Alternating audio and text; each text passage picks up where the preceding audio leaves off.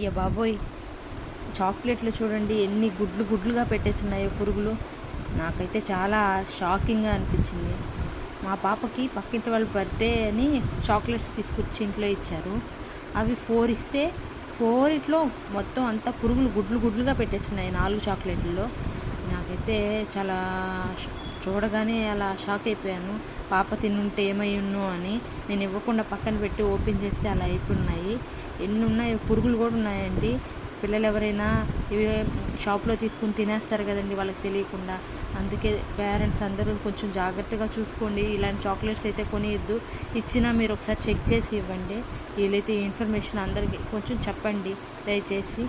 చూడండి ఎలా ఉన్నాయో పురుగులు. ఒక చాక్లెట్లు అయితే అలాగే పురుగునింది, పడేశాను.